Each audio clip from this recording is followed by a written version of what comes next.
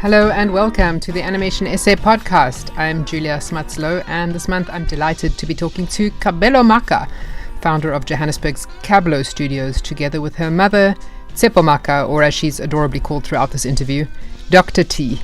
Kabelo told us about her journey from the world-famous Gobelins Summer School in Paris to getting her first short film into Annecy to launching a multi-platform IP. We talked about picking the right partners, using every opportunity to brand build, and of course, how to survive the upcoming robot apocalypse. Please enjoy. Even right now with this background, you are speaking to one of the kind of points you made at the Comic-Con talk that we saw the other weekend, which is to use every available opportunity to get your brand out there, which in this case is RORISAng and the GURLZ, which has been your baby for some years now. Yes. So do you want to tell us a little bit about, well, of course I want to ask about RORISAng, but maybe you can tell us about your whole journey, just starting from the beginning. To introduce you officially, I'm chatting to Kabelo Maaka, who's the founder of Cabblow Studios. And I don't really remember when I met you originally. It might have been at a CTIF, but you've always been a dynamo in the scene. So anyway, yes, right at the beginning, what made you study animation? You studied at AFTA, right, to begin with? Yes, I did. Also, I love your little calcifer button. Oh, thanks. I love that so much. I've been drawing my whole life like most artists. My mom says I used to draw in her medical textbooks when I was younger. So, I guess I just caught that bug early. And then what we used to do was we used to hire DVDs because my mom was so busy and hectic working in the hospital and everything, because my mom's a doctor. So, which but for context for the people listening. So she always keeps it at the beginning of her name when you introduce her, though. It's always like, yes, it's Dr. T. Just in case you didn't know, Dr. Tshepo. It's like her brand, Yeah. You gotta take the respect where it's been earned. Yeah, which I appreciate. I always joke and say, I'm gonna get an honorary doctorate. I just need to be super duper accomplished, and then one of these universities will give me an honorary doctorate. Because I don't. Good morning, doctor. Yes, so I'll be a doctor of animation. Wild. Back to the story, I digress. We used to hire DVDs because she had such a hectic work schedule. We never actually went to the cinema a lot. So when movies would come out, there used to be a video spot where I lived growing up. And Fridays would be like the day where we go get McDonald's, and then we hire DVD, and then we watch movies. And I would get something from the kids section, and she would get one that's family appropriate. And then we'd watch both. And then I would spend all of the Saturday morning watching behind the scenes and watching just movies in general, because I liked seeing how movies were made. And I would see them. Now I know they're called storyboards. Now I know they're called character sheets and all these things. But at the time I didn't know. They would show you behind the scenes of Mulan and the scenes that were cut out. And you're like, why doesn't it move? Why is it stiff? Why is it a black and white drawing? Now I know that's an animatic. And it's cheaper. Yeah, it's much easier to do. And there's the behind the scenes from Finding Nemo, where they show how they simulated water, and that the water CGI was so good they actually had to pull back because they couldn't distinguish between real fish and the animated fish because it was of the lighting effects and everything. I think that was when I realized, I want to do animation. That's actually what I want to do. I was about 11. And then my mom took me seriously. She said, okay, you want to do this? You want to be a cartoonist? I think that's what we said for a while. You want to be a cartoonist. And so I was always drawing, and I used to draw anime at some point. One of my friends lent me her How to Draw Manga book in grade 8. And some of those sketches are the reason why RORISAng looks the way she looks now. And I had this Drawing for Dummies book when I was in grade 10.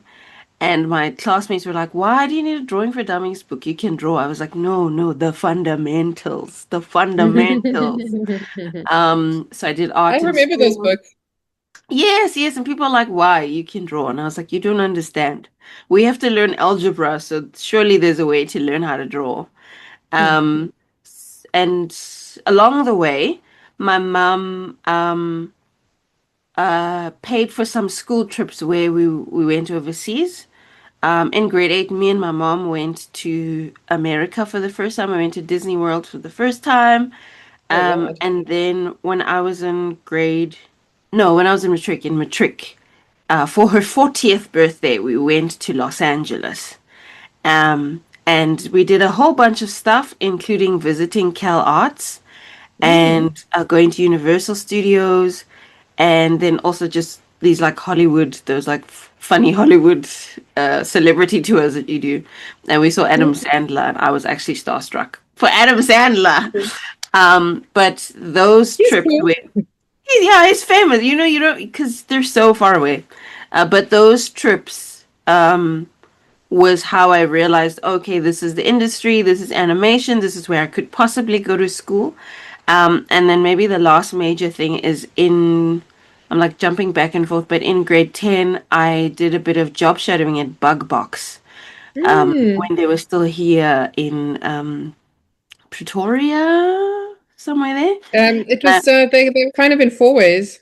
yes, yes, yes, yes. I remember Yeah. driving on like a plot, basically, where they were. And that's where I So you met interned Daniel. there. Sorry? Yes, I did job shadowing, yes. I remember I was so shy. Um, and I met Daniel Snadden, and he told me about the 12 All principles of roads lead to animation. Dan. Yep, yeah, all of them.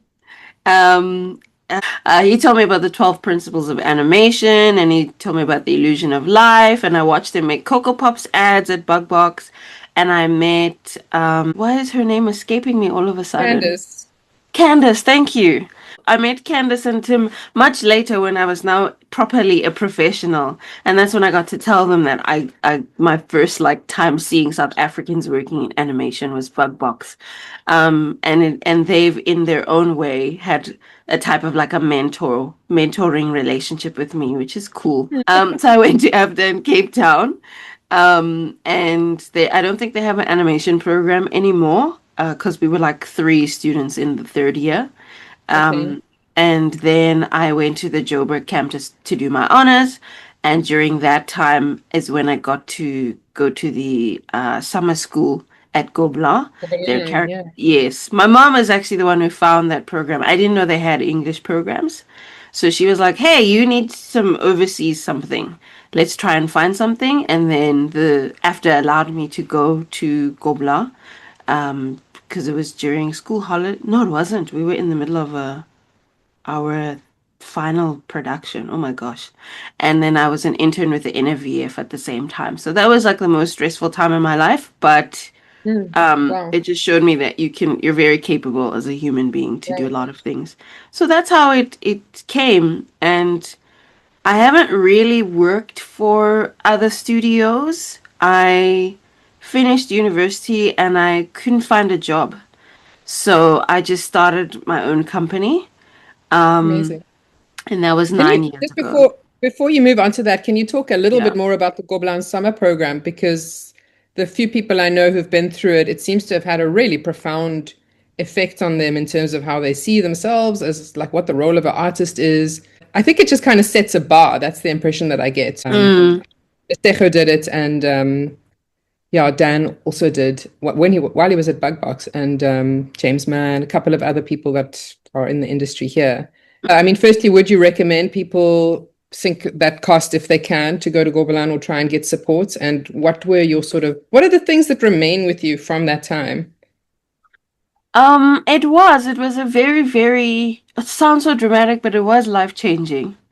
Um, Mm, for the longest time, I was not very confident in my animation skills. I just felt like I just was lacking.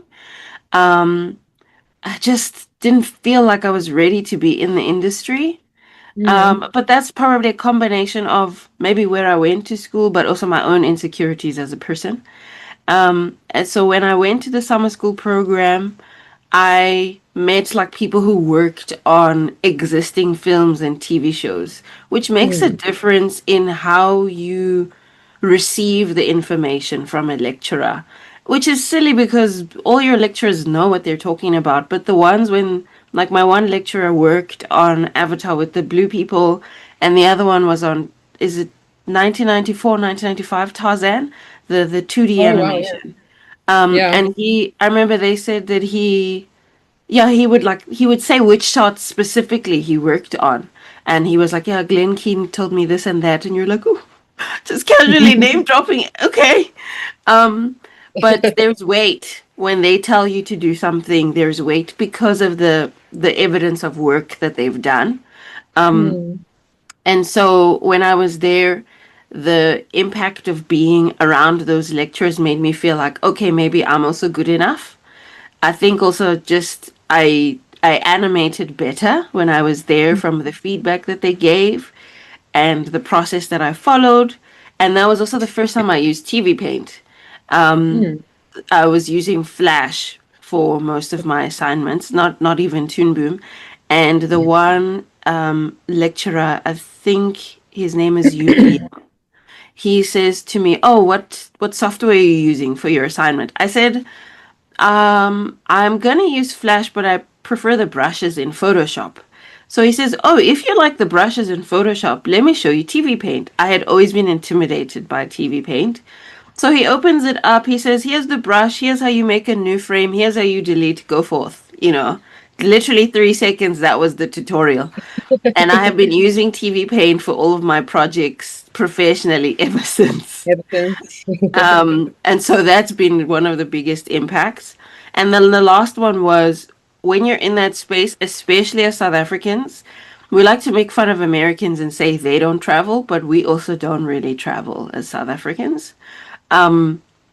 So when you're there, you're like the only African person in the room. Maybe you and the guy from Egypt. You're the only African people in the room. And so they are experiencing your continent for the first time. When they introduce themselves and say where they're from, they don't say Johannesburg. They say, "Oh, I'm from Hawaii. I'm from all these places." They don't say their country. You show up and you're Yeah. like, "Oh, I'm from South Africa." And then like you're a novelty, you're this interesting thing, but also they get to see that we're not so backwards as a continent. Which is, oh, we do have winter. Yes, our plugs are a little bit different. And I know Our exactly who plugs are Beyonce is. daft. Yeah, yeah. So that was like I realized, oh, I'm an African person. Right. And you're representing because they don't know anyone not from the country but from the whole continent. That means Mm, by default you're representing the whole continent. So yeah, exactly. it's a lot of pressure. It is, and you barely know people from other countries yourself. Yeah. But when I I came try back, I to. felt like a real animator. So I do, if you can, it's expensive, but I do recommend if you can go, go. And then don't just go and then be like, ooh la la la, Paris, la la la, the Louvre, la la la. Like go and learn and soak up and grab contacts. Because you Yeah. never know where everybody's gonna land up a few years from now. Like one of my And do you classmates. do you stay in touch? Yeah, sorry, you were going to Yeah, say you can't. some of them we do. It's a bit quiet now, but some of them we do. One of my classmates, Vivzy Pop is her name on YouTube. She's a creator of Has Been Hotel, which is Oh, on right. Okay. Primal. Yeah. So you just never know where people are gonna land up. Amazing. Yeah. Hmm. And so then you started your own studio, and was your mom your business partner from the beginning? Yes, she was supposed to be like Kris Jenner and just be a momager, Kris Jenner, the Kardashian mom. And after an unsavory first meeting with a little bit of a shady director, she said, "Oh no, no, no, no! I'm gonna do this business with you."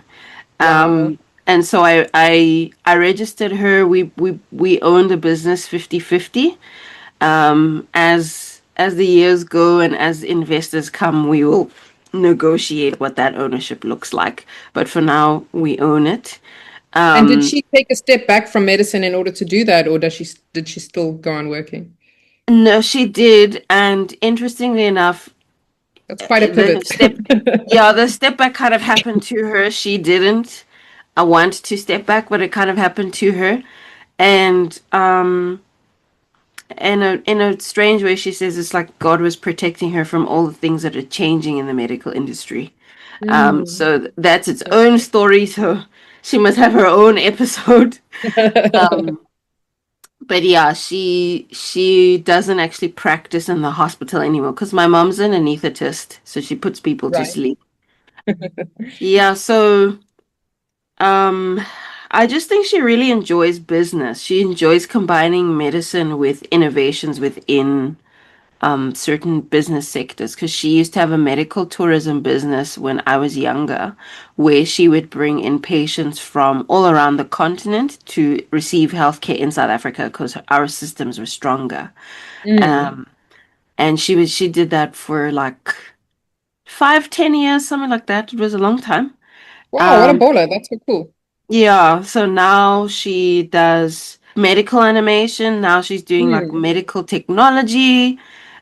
She was literally the one who was like, "Hey, have you heard of this Chat GPT thing?" And I said, "Oh, not really, but yeah." So she's like with it. She was like, "Hey, Okay. you need to put RORISAng on TikTok." And I was like, "I don't want to learn another social media, but okay." So Oh, she's very, hilarious. so she's business development at Cabblow Studios. Um, and I think maybe some people might have this misconception that she's like bankrolling the studio.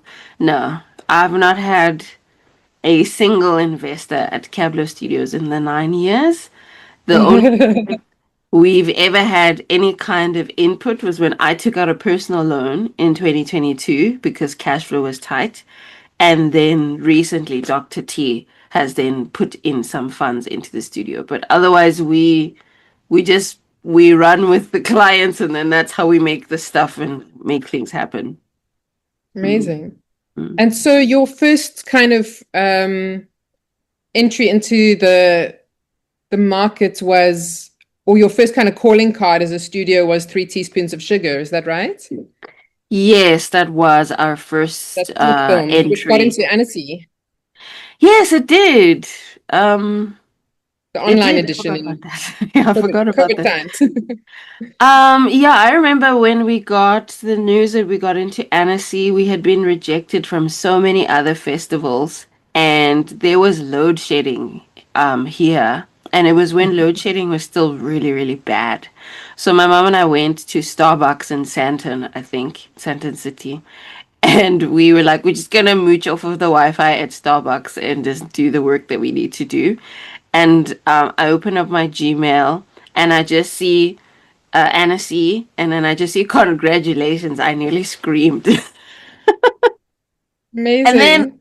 and then lockdown, we couldn't go in person, but to have that accolade made a difference because then it just set us up um on a world stage. It validated what we were doing with medical animation. And then all the people that I had been pitching to with Dr. T the year before to say, let us create animations for your health education so we can make your content simple and easy to remember. All those people, we were speaking to medical aides, we were speaking to hospitals, we were speaking to not yet to pharmaceuticals, but we were speaking to all these different companies, and they just weren't really understanding what we were trying to do. And then when we got into Annecy, and then we could point them to this film that we made, all of a sudden a bunch of clients started coming in. Mm. So that's why I do advocate, if you can, again, make a small version of your project and get it out, because it's the best way to try and explain whatever it is that what you are doing. Yeah. How long did it take you to make that short, and how many people worked on it? I think we were four 14 people in, minutes, right? yes, it's probably Okay. 15. I must check, yeah. Mm. I think we were four people in total. Oh, And I that's was, not many at all. no, not at all. And it took 10 months in between my full-time job. So I used to teach full-time at City Varsity in Braamfontein. I was Mm. teaching their 2D animation course, their diploma students. And then when we won. a competition. We won an incubator competition called the Gauteng Accelerator Program. Mm. The And at GFC. No, that was its own thing. The Oh, Gauteng it's Accelerator Program was its own thing. It was a business competition that Dr. Chi kind of just stumbled upon, and we had entered in their medical track, like they had different tracks, and we were pitching them to say, "Hey, medical animation, use animation to simplify complex medical topics," and then we won first place for that competition. We won that in November when the movie was yay. done. But before that, we had won some funding from GFC. Um, I think it was 150,000 Rand that we got, somewhere there. And so then I had to stop teaching full time. And that was kind of like a year and a half, a year and a bit into teaching. And then I had to spend the rest of that year finishing the movie 2019. Okay, so you Yeah. stopped your day job to make the movie happen. That's Yeah, quite I a that's quite an important like reality check for I think for people trying to do this in and around other things because mm, I guess that's the only way you could do a 15-minute 2D animated film in 10 months is if that's what you were doing. yeah, I know there's people who can do it while they work full time, but at that time I just didn't know how. And we wanted to enter it into competitions. We wanted to have our own premiere in November on the 14th of November, which is World Diabetes Day. And Mm, so it just, because Three Teaspoons is about diabetes in yeah. type 2 diabetes in adults. And so I didn't know how else to do it, so I had to leave my job. My students were sad. Um, and that's why I ended up starting the Business of Animation podcast. I was like, I'm still teaching, just in a different way. Yeah. So yeah, tell me a little bit about your podcast, which is it's not that new anymore, but it's sort of a Mm-mm. newer thing for you, right? Um, Um, yeah, I started it in 2020 because my students would ask me questions like, Miss K, how do I invoice? Miss K, somebody asked me to put together a team for a project. I don't know how to hire people. And I said, oh, okay, I can teach some things. And all these incubators we were doing and all these different business concepts that they were teaching, I realized, oh, we don't really know how movies are sold and how movies are made. We know technically how they're made, but we don't know how we go from concept to distribution and marketing and all of that. So that's when I started the podcast. Right now it's dormant. The most that I do with the podcast is post Instagram shorts where I talk about whatever topic that's on my mind. Um, or I will do guest lecturing at different schools and I'll talk to them about the animation ecosystem and I will ask them what is it that they know. And most of the time they have no idea about funding, they have no idea about distribution and marketing and IP law and all these things. But I realized starting a studio, like half the job is learning how to make an animation. The rest of it is learning how to make money from it. Yeah, absolutely. And Yeah. to your point about having lecturers at Gobelins that had worked in the industry, I think that's one of the really great things about international schools that consistently have guest lecturers who are working currently is they make sure that those touch points remain current of Mm, people coming in and saying this is what's happening now, this is how it works now, and giving the students some exposure to the industry they're in as opposed to just the art form that they're in. So yeah, it's mm, awesome that you've done that for the South African context. I teach from time to time at TAS, and mm. I'll definitely point them to your content because I think that's yeah, it's a kind of a leg that needs some bolstering in the local student environment. Is how do you take the skill that you have and actually turn it into something that can keep you alive? Yeah. Actually, Yeah. speaking of the animation school, I've started now as a 2D lecturer for their higher certificate. They're doing an online. I didn't know that. Yeah, just this week. This is my Amazing. fifth day there. Well, then I don't Yeah. have to point anyone to your podcast because I'm sure No, you'll no, do no, no. Sometimes it's better when other people say, so you're not always pushing your own stuff. it. Yeah. Amazing. So, and then moving on to Rory Sang, tell me where did that kind of idea come about and where are you with the with project? So some version of the idea has probably existed in my mind since high school when I used to do these anime drawings. At my talk at Comic Con, I showed a few of those sketches that I had Yeah. from grade 10-ish. I don't know why I didn't write the date in my grade 10 sketchbook specifically. It must have been a phase. Um, so I had some version of that idea, and it was this girl with bright red hair with blue eyes. Why? I don't know. And she was singing, and she had all her little friends. One had like elf ears and long green hair, and oh, all these things. And their skirts were too short. And that idea was just in the back of my head because me and my friends in high school used to be in an R&B band. And we used to do choir and we used to do jazz Awesome. band and all these things. Although my choir mistress was lovely. My choir mistress is not like RORISANG's choir mistress. I must make that disclaimer. But I have had some tough teachers that are the inspiration for the villain of the show. Um, so the idea's always been there in the back of my mind as we're doing medical animation, as we're doing Three Teaspoons, as we're doing client projects. It's in the back of my mind, just brewing. And the clients just kind of stop coming. 2020 live action is struggling, animation is thriving. I'm just having clients Mm, because we're fully remote. yeah. 2021, great PSP funding. I get to do a residency program where I help five animators create their own short films. Awesome, awesome. And you were Male and Guardian 200 Young South Africans of the Year that year. Oh, yes, yeah, that. Yes, that as well. All these lovely, lovely accomplishments. Lovely. The And then, midpoint like, high. yeah, and then like what's that thing called in the movie where everything falls apart? That The second neighbor act low. that's yeah. So the montage is ending, now everything's falling apart. End of 2022. There's like no clients, there's like no jobs, there's no repeat clients. It's bad. Cash flow is bad.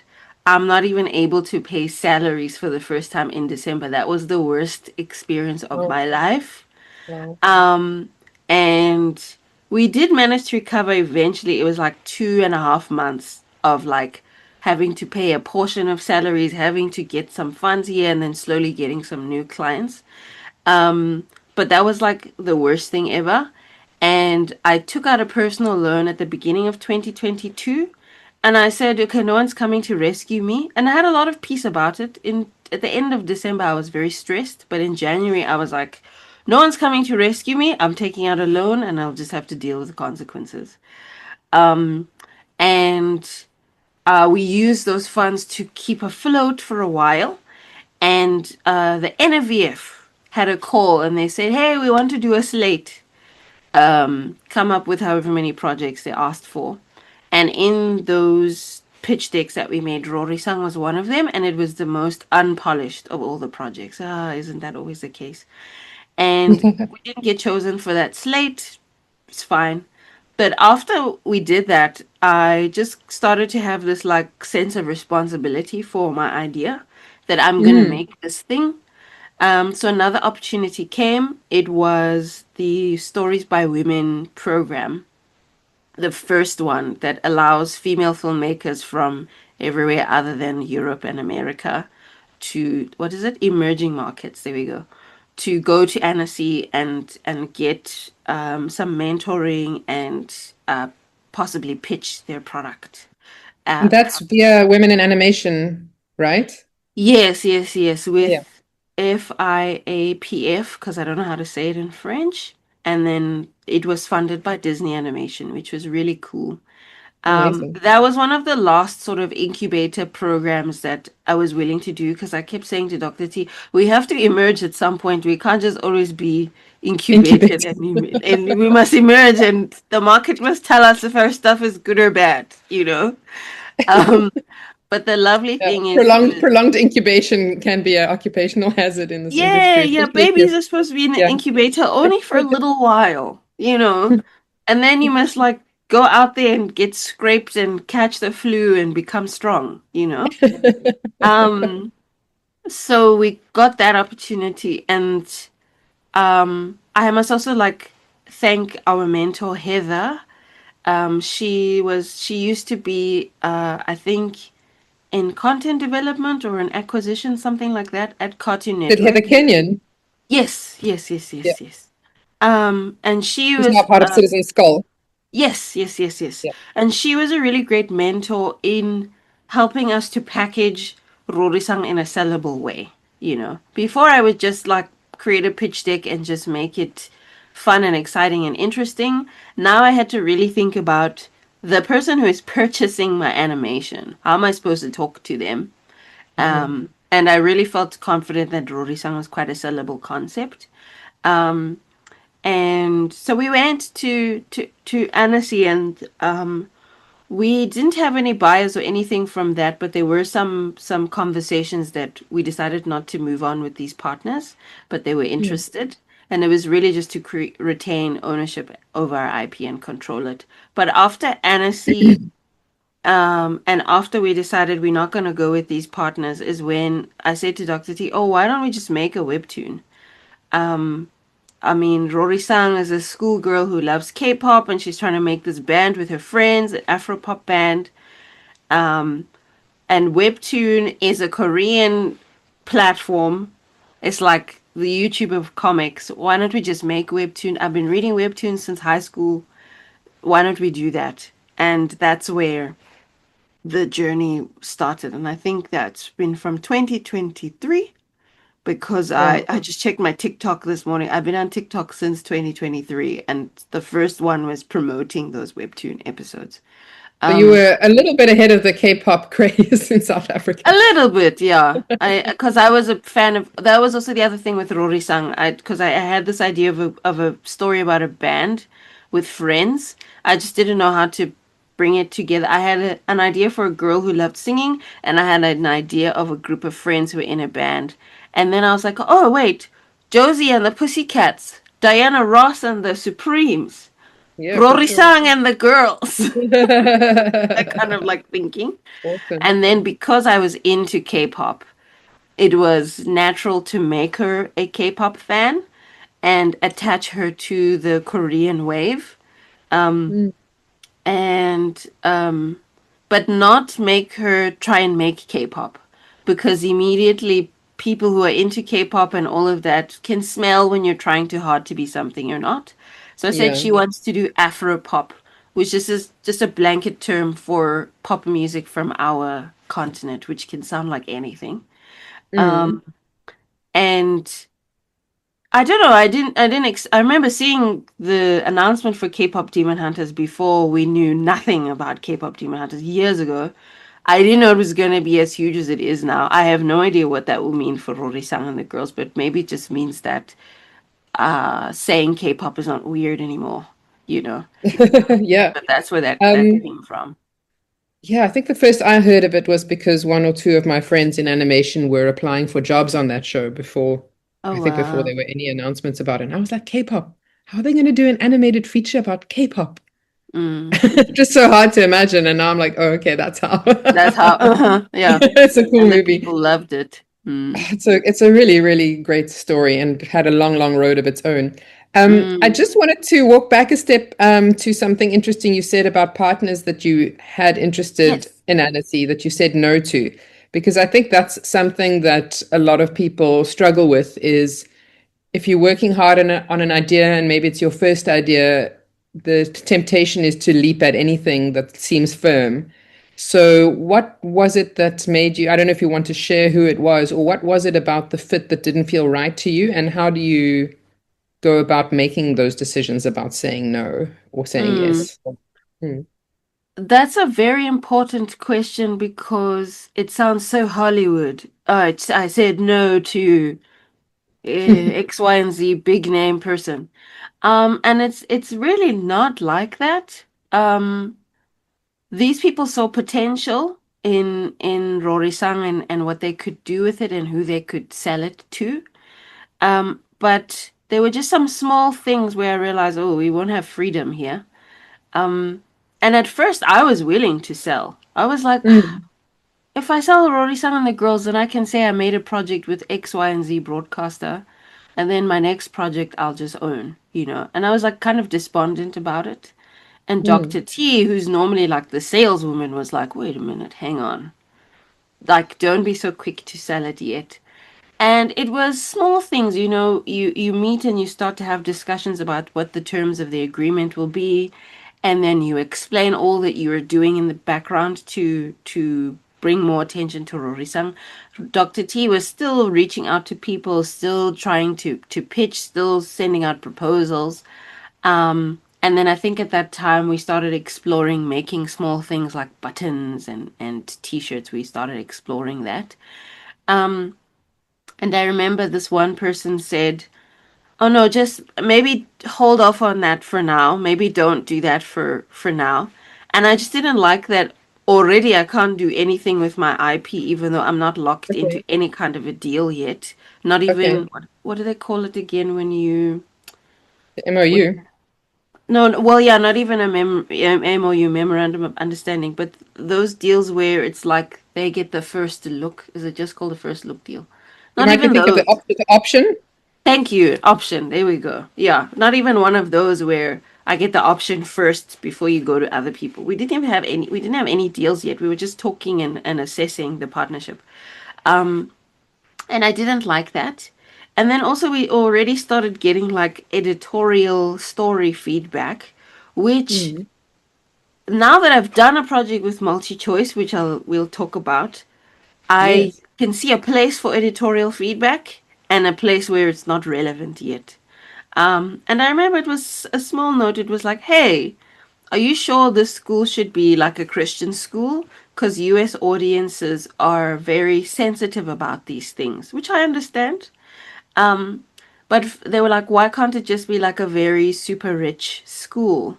Which for me was revealing a misunderstanding of Rorisang and the Mm. girls. Like a So, misalignment. yeah, so Rorisang is based, the school that Rorisang and the girls go to is called Our Lady of Virtue. It's like over 100 years old with lots and lots of history. And their motto, that's in Latin, that I don't know how to say, means virtue strives for what is difficult in English. I went to St. Mary's in Waverley, which is the oldest Mm. school in Gauteng. Lots and lots of history. And the motto for my school in Latin is Candida Retique, and it means in a class of their own. Um, it's an old Anglican school. We had chapel, we had hymn books, we still pray even now. Um, and I just felt that there was a misunderstanding that African schools do look like that sometimes, for various reasons, various histories. But our African schools do look like the school that Rorisang goes to, even maybe more so now with more of the more franchise private schools. Like more people are getting access to that kind of education now. And then Mm. two, if I don't have it be a Christian school, I lose all the music that Rory Sang is contending with. No chapel hymns, no Latin choral songs, no vibe killer to clash with because Rory Sang's pop music is not what the vibe killer likes. I lose all my jokes if it's suddenly just like a fancy rich school because then Mm. they don't have to sing hymns. Okay, maybe they will have choral songs in Latin, but if it's a fancy rich school, they don't have traditions that are Mm. making it so that the choir is singing Latin songs. So it was like, you don't understand what I'm trying to do here. Um, it's not just about these kids who go to a rich school. It's about these kids who are contending with traditions and family expectations and the pressure to succeed. Um, and high academic performance is the priority of the day, which is not a bad thing, but it doesn't fit with every child. Um, and also like the dynamic of being South African. You can see the group is diverse. That's a dynamic that's unique to South Africa. And how does that play out in the story as well? Did they want to Um, change that? Or was that just one of the yeah, things you just wanted to? no, no, no. So like these small notes, why are they in the ninth grade? They should be in the eighth grade. And I'm like, the story is not about the first time you go to high school. Okay. This is not a Hi, I'm in high school and I'm figuring it out. No, this is who am I and what do I want to do with my life? And everybody expects me to know, and I'm only 15. So I don't need my characters to be stressing about how high school works. They're in grade Right. 9 because they know how high school works now. Now they're figuring out, okay, what do I do now that I understand what high school is? What do I do with myself? Mm. And so every time we get these small notes, and then you're like, we're going to clash later. Now it's harmless, but later we're going to clash. Mm. That's And interesting. so Um, I think also what helps is there was no major deal yet on the table, but also the what they were offering was that they would own 80 to 95% of our IP, and we would only take away that 5%. And the partners that they were also working with, I just felt that what they were bringing to the table is things that I mean, I can do these applications for myself, for example, when the DTI was still working out. That's something that we could do those Right. applications ourselves, as cumbersome as that paperwork was. It was something that we were willing to do. So there wasn't something specifically unique that they were also bringing to the table in that way. But I think that idea of only owning 20 to 5 to 20% of your project, 20% is a whole lot more than other people would say they own of their project, but most likely it would have been on the 5% side of things. And I think for me, when someone says to you they want to own the majority of your idea, you must realize you have something valuable, which Mm. means you have the responsibility to mine that idea, which is harder. And it makes sense if somebody is paying for your project to be made, it makes sense that they own majority of it. They're taking the risk. And so if you don't go with whoever it is that is bringing some sort of a deal on the table, it means now, okay, I have to be the one to do the heavy lifting and make this IP into a thing, which means it's a longer journey, perhaps even a harder journey, and you don't know what obstacles you're going to face and what rewards are awaiting you whenever you get there, wherever there is. Right. Well, that's a Mm. great answer. Sorry, oh, my Yeah, phone is ringing. Sorry about that. don't worry. I couldn't even Yes. hear it. So and kudos for choosing the harder journey. But I think the what you said about like seeing those early signs of misalignment Mm. and paying attention to them is like that is a really good note for people who go to markets. And was that an international potential partner or a, Yes, yes. yeah. So for me, that the bright side of that is okay. That this idea of you must be specific but universally appealing. Clearly, Rorisang has it, whatever that thing is. Yeah, She has yeah. it. If she's The diversity resonating. the Mm, diversity thing is funny as well. I had a friend who sold a show um to an international network, and they it was based in South Africa, and they gave her the note, can you have an Asian person in the group of friends? And she was like, mm, well, no, because it's African. It's like, diversity doesn't have to look like white, black, and Asian. mm, There's a lot more going on in Africa than there mm, might think. mm. Yeah. Would you recommend, would you say that going to markets, putting yourself out there, and having the personality to network is an essential part of being like an indie studio? Because some people are introverts and would rather kind of get around that somehow. But how valuable Mm. have you found markets do you do a lot of markets? And how valuable is it as Um, an investment of also quite a lot of money often? I don't know if I do a lot, but I have been to some markets. I've been to Annecy, Mifa. Dr. T has been to Stuttgart, which she loved. APD, yeah. And oh, of course, we've got MIPCOM, is it MIPCOM? The And what's the local one in ones? Cape Town? Fame Week, where there's Yeah, everybody in Cape yeah. Town. Um, I think you must do a market to see what it is. Like, it's a very good education. The first time I did a market, I was pitching a project called The Fam, which was a sitcom based on my family. Um, Hopefully one day I can make that thing possible. where I was using the real audio from all these home videos that are filling up my hard drives and my Google Drive of my family, and telling the story of all the shenanigans we get up to at Christmas time and over the holidays and all these things. Because my family, when I say my family, I don't just mean mom, dad, and the pet. I mean my grandmother, my uncle, and my cousin. That's my nucleus. Yes. So I was at, I don't think it happens anymore, Discop in Yeah, this 2019. cop in Joburg. Yeah, and I got a chance to pitch.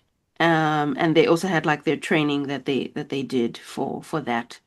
That was the first time I ever engaged with a market where I learned, oh, people go to these things to meet other people who are in film and TV. Some of them buy films and TV shows, some of them are selling films and TV shows, and others are practitioners who offer other services and skills like dubbing and music and I don't know, Software. translation and like yeah, just everybody's like a professional somewhere in the film industry. I think that's very useful to know who all is in your industry, to know that there are these people called buyers and that you must be aware of who they are. And just to be okay with the fact that, yeah, you have to network and it's blah, but you have to.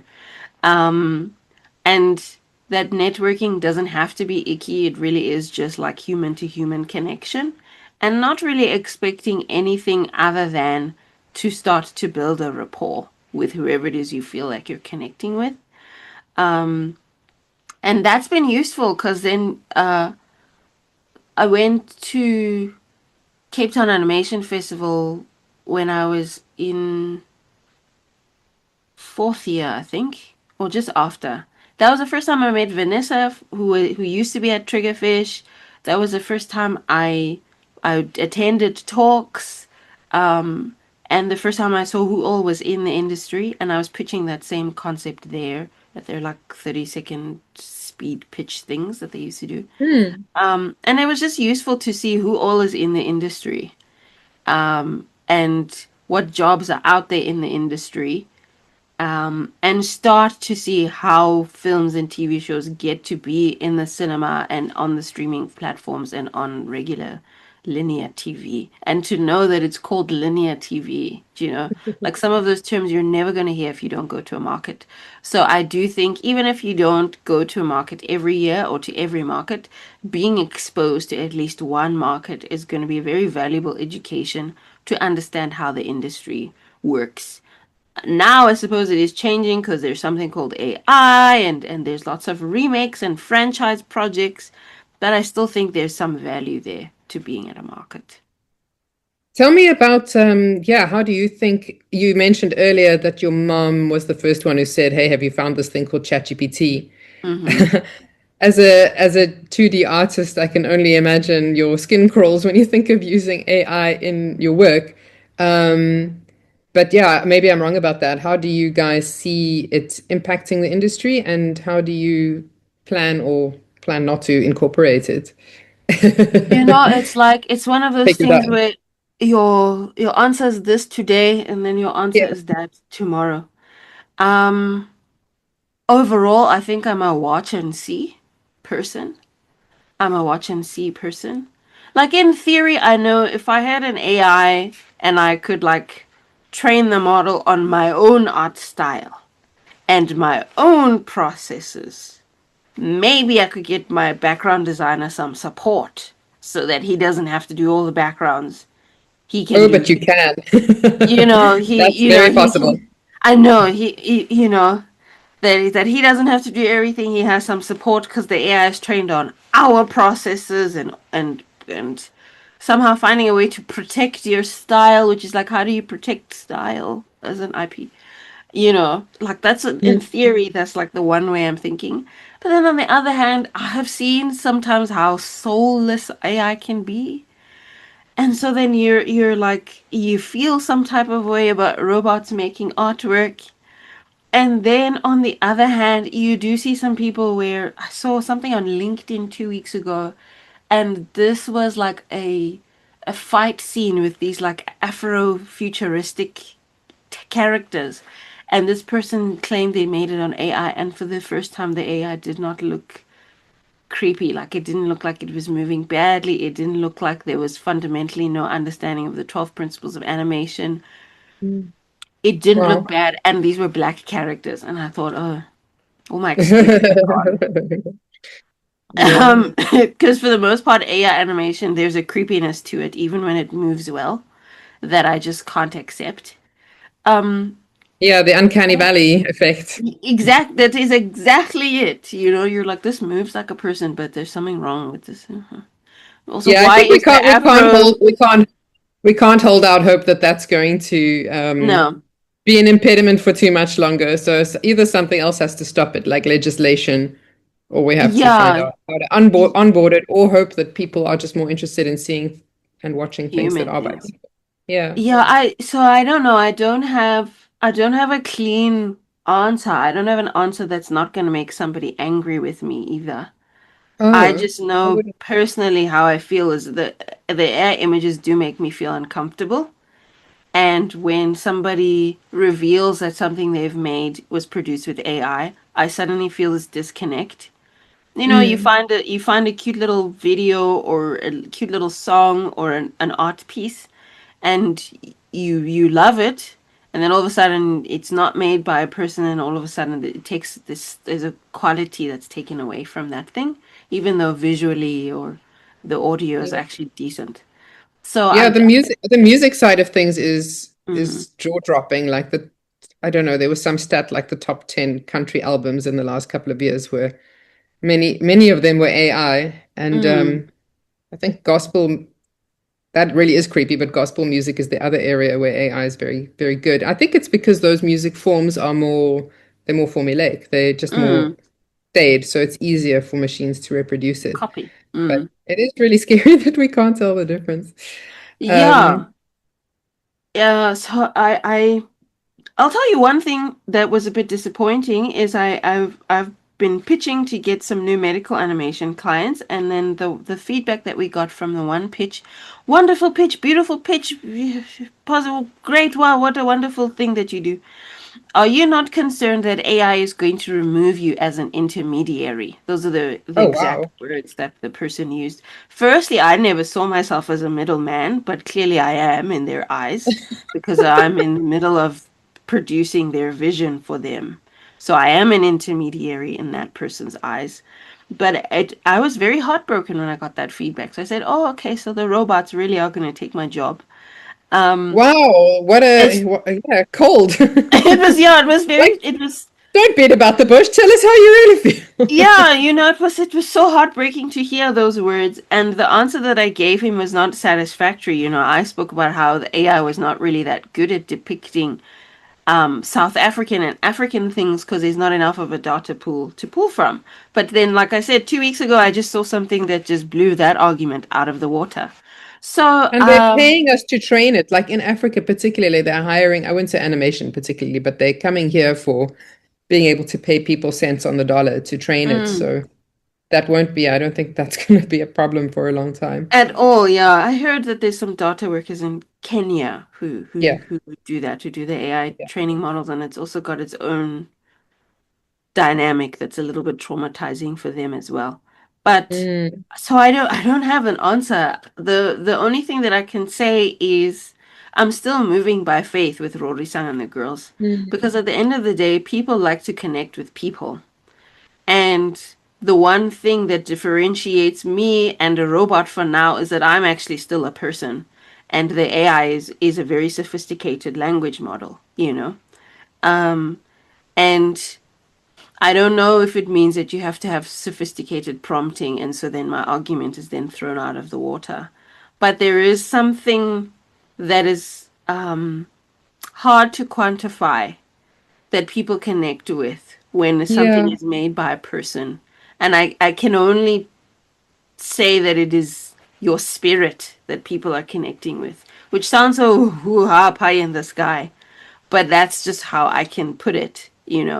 So, Well, I think one mm, way in which you're being smart is that you're yourself as a human and a brand, you're very present in your IP was as well, that like too? with all your social media stuff that you do and all your talks that you do. And I Mm, think people do respond to that as well as like the personality of the creator and their mission and their vision, and the kind of, the adventure of being the creator of Rorisang. So mm, I think that's the right way to go, is like stay very present in your work, mm, as you have been doing. So yeah. mm.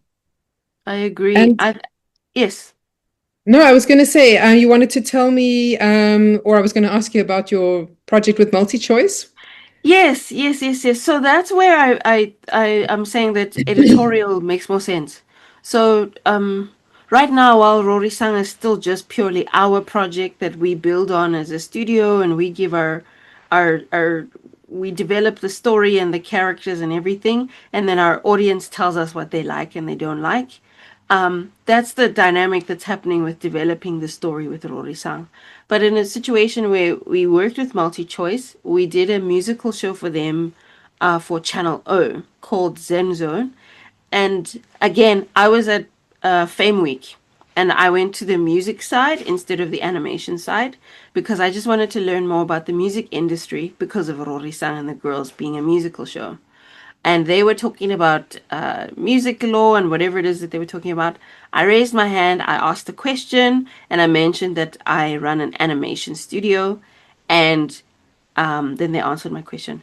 Afterwards, a whole bunch of music record people came and said, "Oh, do you want to license music here, here, here?" And then somebody from Channel O said, "Oh, I'm a manager at Channel O. I've been looking for an animation studio. There's a TV show I want to create." So that's another Wow. reason why you must go to markets, because time and chance will happen to you sometimes. Great, great example. Wow. Mm-mm. So from there, we didn't come up with the concept and then pitch to MultiChoice and then they bought the idea from us. We didn't. We developed an idea that they had into a concept for them. And there is where they will give us notes and say, no, the character should do this and that, or rather change the outfit, or hey, can you extend this moment or shrink that moment? That makes sense to me because it's their concept Good and their idea. investment, and the project is already tied to a broadcaster. So they know their audience and they know their audience's habits. So when they're giving you feedback, they know what they're talking about, you know? Whereas now, where Rory Sang is not attached to any broadcaster, one minute somebody tells you it's age this to that age. Another minute somebody tells you, no, no, no, we don't want serialized projects, we want episodic. No, no, no, no kids programs, teenage programs. No, no, no, adult animation. I'm gonna get confused. So that's why I say editorial is only useful when you are there with the broadcaster or the streamer or whoever it is, and they're telling you because they know their audience. But before that, you must just rely on your instinct and what you know and understand about good storytelling. And then if you've got a little bit of an audience, see what they respond to. And then you don't have to give them more of what they want, but you must understand the principle, of what they're responding to, and then apply that principle again in a different context in your story. For example, the first time we went viral with Rorisang and the Girls, I just made a stupid edit. It was really just a stupid video where I said Rorisang and the Girls being South African for 2 minutes or something like that. And all I did is I took moments from Rorisang that felt like distinct South African things and I chopped them into a silly edit that K-pop fans tend to do when they edit together their favorite celebrity and all the silly things that they do. Mm. I just followed the same format. And I said, oh, we have accents. And then I listed all these South African words that kind of showed up casually in the show. Like Rorisang says, ach, shem. And Rorisang says, and then who are they supposed to be? And I realized, and then is a very South African way of saying, what is that all about? Or really? Yeah. And then also there's a moment where Rorisang doesn't speak Zulu that well, and one of the ladies serving lunch in the cafeteria says, "Oh, would you like some more?" But she says it in Zulu. That's the only line of dialogue Dr. T did the voice for because my Zulu is terrible. And Rorisang says, "Oh yes, please, but I don't really speak Zulu." She says it like that, and that moment has been resonating with people, and they're like, "Oh my Amazing. gosh, yeah, this is." this is the struggle. My parents are from Congo, but I was born here, so my Zulu is terrible. People don't understand when you can't speak the language. So I said, "Oh, I don't have to always talk about language in Rorisang, but I have to talk about these distinct moments that you don't Hmm. always see in TV." And people will respond because it's their own personal experience they're relating to. So that's what I mean by audience feedback. Yeah. Oh, that's terrific. Yeah, I came across a creator recently. I'm struggling to remember his name now, but he also just does this kind of slice of life stuff of like what it's like to be in South African schools or like what are the Mm, different, and it's all and 2D animated as well. And I think that's just everything he does is just on YouTube, but he's got a really big following and it's just from people being interested in this hyper specific stuff, like this hyper mm, local stuff. mm. So yeah, that's an awesome insight. And so is your show with Channel O going forward or in development? Oh, it's already out. I don't know Is if it they're out? Oh, I yeah, didn't yeah, come yeah. across I don't that. know if it's repeating or I don't know the schedule, but was released last year in November-ish, and then I think that first sort of cycle of showing the show ended in April. Oh, I might be mixing up my years. But it was like November to April. I don't remember if it was April last year or April this year. But we took a year to do that TV show. And it was basically like the lo-fi beats girl on YouTube. So there's these videos where it's just a looping person studying. So what they wanted to do is they wanted to take that concept but make it South African, where every episode the music it's an hour long set that is curated by a South African DJ who's like up and coming or a music curator. So they don't have to actually have DJ or production skills. They just have to be very good at choosing music that works well. And then what we did is we turned each of those individual DJs into a cartoon character. And Um, then we made them all go to the University of Channel O. And every episode, we had these two mascot characters who would meet each DJ. And along the way, they were like planning a big showcase at the end of the series, and essentially it's like these repeating animations. So we were creating visuals to go with the playlist.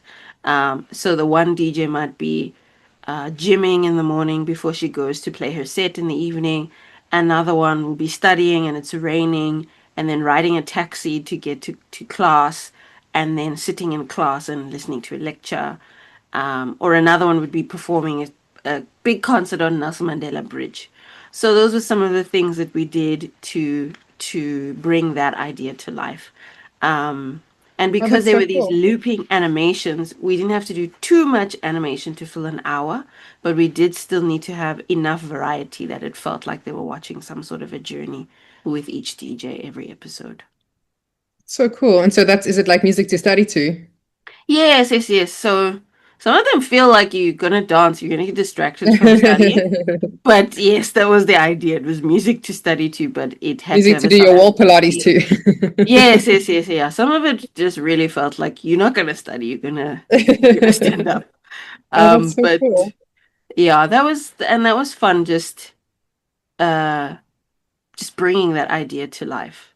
Mm. And that's where I'm okay when you've sold a show to a broadcaster when it was like something they really wanted, and it's basically their idea, and all I'm doing is bringing their idea to life. I'm really fine with that. Because then I don't have to be so emotionally attached to Rory Sang that when you say to me, no, why does she have a red braid? I have to defend. You can say to me, no, no, no, change the top to this, and I can change it. I don't have issues, Yeah, it's because good it's to not know my what's your thing. baby and what's somebody else's baby. Hmm. Hmm. And so then most recently did you for Rory Sung is the last thing you did was it the CTIF intro video. Yes. It's also really cool. And I like that point from your Comic Con talk about do the most. Like if you get a chance to do something, then shoot the lights out with every opportunity. Um, Yes. Do the most when you can, obviously within reason and all of that. Um, So Diane approached us to do the theme for CTIF for last year. but then CTIF couldn't happen the same way last year because of budgetary Mm. constraints, so it was moved to this year. And I was so excited because every time somebody gets chosen as a director for the festival, they get to like realize their unique vision for representing the festival that year. And then That's awesome. and I was kind of waiting until it was my turn. I was like, hopefully I can, you know. Do you Um, have to apply for it, or do you just get kind of I picked don't I don't know how by they diet? select. I think they just select. I have no idea how they choose. Um, but Diane said, "Hey, why don't we say Rorisang takes over seat Kataf?" That's how they say it.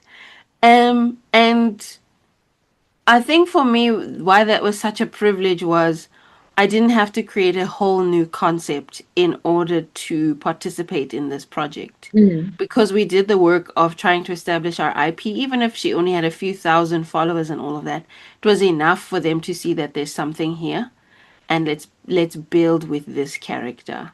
So that was just a privilege to see that okay, we are doing something that's worth showcasing more.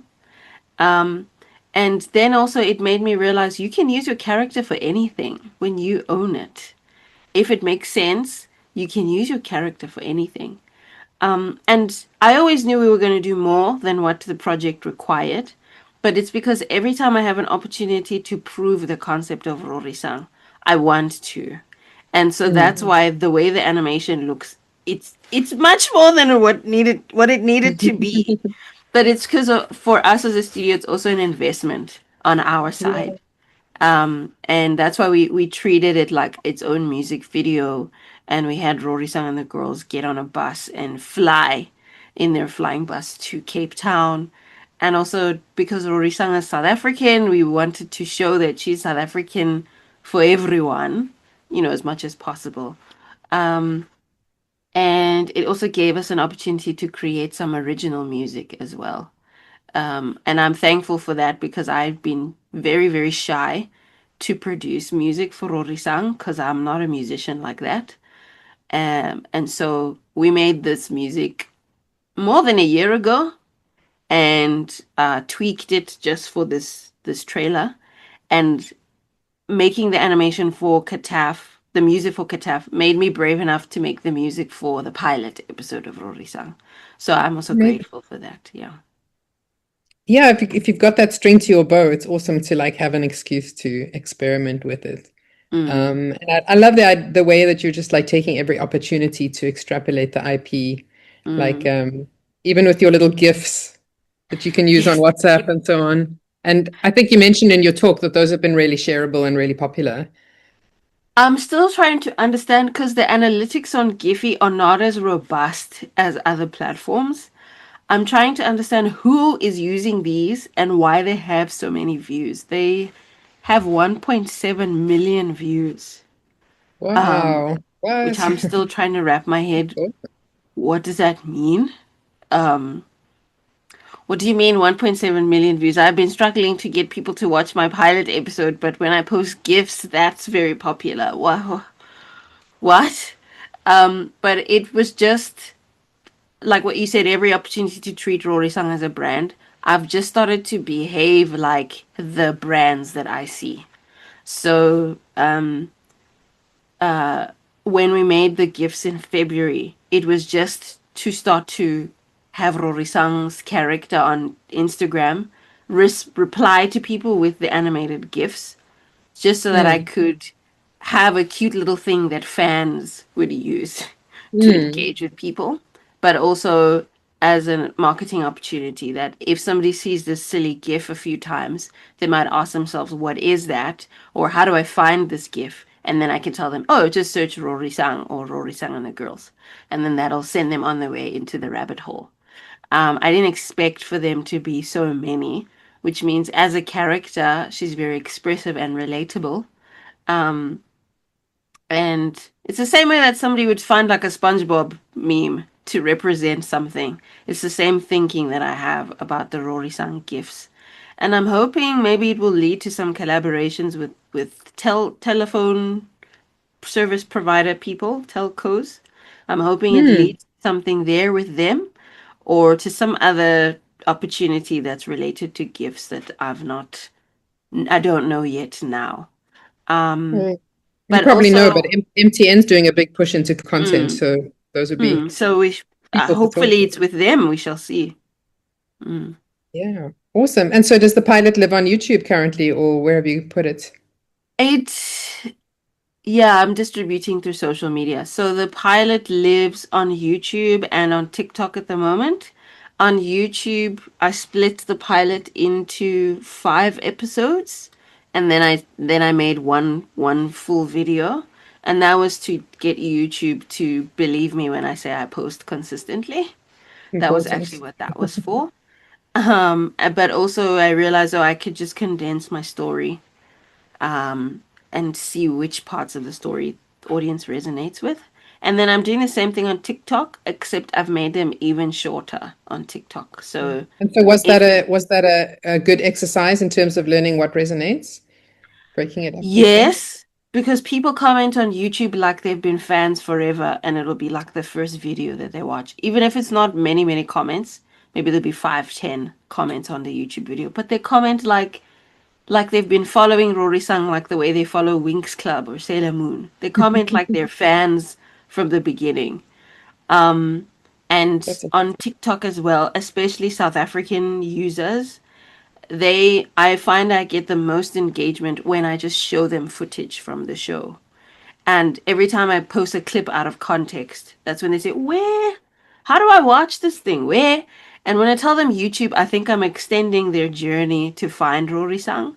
So I decided, let's just split it, because anyway, micro shorts, everybody talks about micro shorts. Let's just split it into parts. If you go to the TikTok, you'll see there's a long column that just says part one, part two, part whatever. And then every other silly meme or something that we post with Rorisang. And that's because I realize people want the story. And when they see the story, that's when they give me feedback. Um, and the only way I'm gonna know what is actually resonating is if I just show it to people. It's scary because there's no one directly paying for this type of distribution Mm, yet. And I don't mm. have like monetization unlocked on these platforms. Um, I think they've made it quite hard to make your money back on YouTube now. Yeah, it's a long journey, but I think I'm at a place where it's more important to get an audience right now. Hmm. It's more important to have an audience than it is to directly monetize on the platform. And if my audience is currently on TikTok, that's where I need to be. If my audience is in the mall in Pretoria, I'll go there, you know. As long as I go where my people are, that's where I'm at with Rory-san. I must find my people and be where they are. And then from there, you'll look for the right partners and you can say, here's the audience. What are you waiting for? Yes, that streaming conversation, broadcaster conversation is open, but at the same time, because there's an audience, the licensing, merchandising, brand partner conversation is also open. Um, Mm, because I'd realized with an IP, it can exist in many forms. yeah. People don't have to meet your character just as a TV show. They can meet it in a form that makes the most sense for them. So Yeah, you that's said the why. first thing you did was a coloring book, right?